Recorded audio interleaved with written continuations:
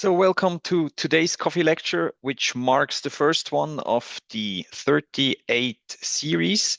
And if you hear some weird noises in the background, I apologize, but there is some drilling going on in the building, and you just might have a taste of that. And today, because here at ETH, it's study season, students are preparing for exams, so it might be worthwhile looking at some learning apps and what you could get out of them. And today, I will talk about two different types of tools. One is a bit like a hammer. You can do one thing with it, and it's good at that. And then the second one is more like a Swiss Army knife. It has many functions and you can do lots of different things about it. Of course, as with any tools, you should think beforehand what you expect of them and if you are choosing the right tool.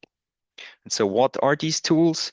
They are Chemistry by Design and Anki, and I will introduce them now. So what is Chemistry by Design? You'll find the URL here at the top. It's free to use. It's by the Nyardarsen Research Group at University of Arizona. It's the largest open collection of multi-step synthesis. So this is about organic chemistry. If you want to learn about the reaction and also overall strategies in synthesis, this might be the tool for you. You can search by year, author, molecule, and drug substance. And you can use it directly in a browser. And for mobile devices, Android and iOS, you can get a app version. Okay, so let's dive into this. That's what it looks like in the web version. We have here this prominent enter button. And then we have a starting page. You see on the left here, we have a list. These are the chemical names of the substances. We can also search by author, for example. Oh yeah, I might be interested in the type of molecule that Agarwal has synthesized. And then we see, oh yeah, he's made anatoxin A in 1999. And so we can go through that. And we also see the structure if we click on individual ones of these. So that's one thing we can do. Now, let me show you what the purpose of this is. And so we're looking for batrachotoxin, which is the poison arrow frog. If you probably have heard of it. So now let's look at what is the molecule behind this. And that's what the molecule looks. Oh, wait a second. Yeah, actually, we want the one with this part on. So there's some confusion here. And you also, sometimes there are typos, and it might be that you need to search carefully through the list. So don't overly rely on the search functionality. And then what can we do? So one thing is we have two modes, view sequence, then we just look at it. But now, of course, for learning, it's the quiz mode that's interesting. And so here we have a starting material given, and we have a reaction arrow, and here would be the reagent, and here would be the product. And now I can decide, well, let's maybe look at the product. And we see the double bond here has changed. So that is a reduction that has taken place. So how could we have done this reduction? Maybe some lithium reagent or something, metal reduction. No, this time it was a hydrogen reduction with palladium on carbon in ethyl acetate. And so I can go to the second step, and you see down here on the right, this is now the second of 30 steps, so it's really a long sequence. Then I could also say, well, here I look at the reagent. We have ethylene glycol, so we probably make an acetal in one of the ketones. And now you might guess, yeah, which one is it going to be? So here it's the one on the left, the one that's less crowded. And then if we go at the very back of this, then we have, of course, the target molecule. And here we also have a link to the primary citation. So if you want to read the whole paper on this. So this is chemistry by design. Sometimes we also have maybe exotic reagents with some abbreviation. So let me quickly change. So this is now just the sequence mode. And if you are not, for example, let's see if we can look at what THF is not listed, but for example, if we want to know, oh yeah, what is LHMDS, and then it will show us. Okay, so this was the first app I wanted to introduce to you.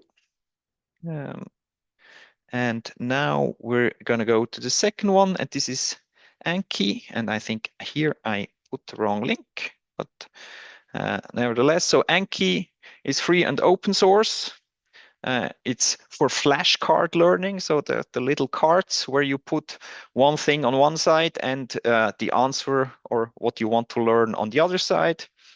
It uses spaced repetition and active recall. I will just tell you in a second what this is.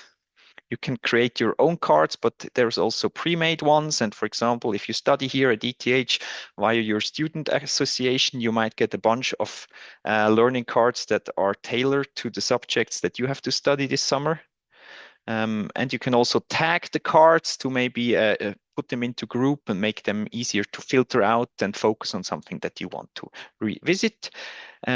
And I want to highlight one thing. So here it mentions free and open source. So you can get this as well for a desktop, Linux, Mac, Windows, Android. And unfortunately, if you are an iPhone user or an iPad user, that's the only version where you have to pay. I don't know why that is, but that is just the downside of this. So let's quickly talk about spaced repetition. Let's say here I've learned something new and then I don't invest time anymore. And then I have here a forgetting curve. So maybe after a day, I have already trouble remembering this. And after a couple of days, my chance at retrieving this knowledge again drops to almost zero quickly. And so what you do in a learning process is you repeat this in certain intervals. So you do it again in day 2, then you go up again, and then forgetting is a bit slower. And with several repetitions, you build long-term memory. And of course, you don't need to do these repetitions daily. There is some leeway, so you can space these out. And the more repetitions you have done, the longer you can get. And of course, this helps you if you have a lot of things that you want to put into your long-term memory, then this decreases the burden of work that you have to do. So how does this work? I mean, if you have the classic paper flashcards, you have this typically a box system where you have like the beginner box. And so if something starts here and you have successfully answered it, it goes into the next box that maybe you revise again in 2 days or 5 days. And then if you are still successful, then it goes into the next one, and then maybe you can space it out even more. If you have a wrong answer, if you cannot retrieve the thing, then it goes back to space 0, and you start the process from anew. What is, of course, difficult is to keep track of what's going on, because you sort of have fixed days where you repeat this. And that's where Anki comes into play, and it will basically do individual statistics for each of your flashcards. So you don't need to think about that. You just learn, and you will automatically have a scheduled set. Oh yeah, this is the one that you should now repeat. And that, of course, makes it easier for you. And so now I quickly want to show you what that looks like with an example. And I have that on my phone. So let me quickly share that here. Let's see. Yeah, so now you have my phone screen. And here we have some Anki. And for example, I'm learning Spanish currently. And now I think I have some feedback. So for example, here, what does that look like? I have here ser, which is to be in Spanish, and I have to conjugate this. And then I should think about the answer first. And then I turn it around and look at the answer. And then this is the key aspect, actually, what is at the very bottom, because we have 4 categories, how successful our retrieval was. So if I couldn't do it, then I click on the red button, and in 15 minutes, or there's a delay, I will try again, and then until I succeed. And I can say, well, this was difficult, then I will see this again in a shorter period. If I say, and that is the green one, that is a typical, that is okay, I knew this, and then the spacing increases. And if I say this is terribly easy, then you can even push the interval up, and that again reduces the burden of work for you. Let me show you another example. This is one of the ones I found from the ETH student page. It's about organic chemistry 3. And then here is not much of a question, so I don't really know what to think. But what I want to show you here is that you can also add images, which is nice. One thing is maybe my criticism for this card would be there is 4 different things that you have to remember, but it's one card. And actually, I would suggest that you take this apart, that the thing that you knew gets a larger interval and you don't spend much time on it. And the thing you don't know well, that gets repeated. So that is much more effective than having this one thing. I mean, how do you judge? Could you do it? If you could retrieve half of these values, is that a good or is that still a bad? So it gets fuzzy. And then I have one last thing I want to show. So here I have, let me see. I currently don't have any that I have to do. So here is something from music. So it's a circle of fifths that many of you might know. And here it's about retrieving, well, what scale is this here that is marked in red? And you see I can hide certain stuff. So the yellow boxes are added. And then if I show the answer, I can remove the box and see what the answer behind is. Why are the other yellow boxes there? They are to hide any clues that you might gain from this. So if you have to, for example, let's say you're a biologist, you have to learn parts of a cell, and then maybe the part next to it might give you an answer because then you know, oh yeah, it's not that one, but then it's the other one. And so if you hide this information and sort of have to name the thing yourself, that improves your learning. Okay, with that, I'm gonna go back to my presentation.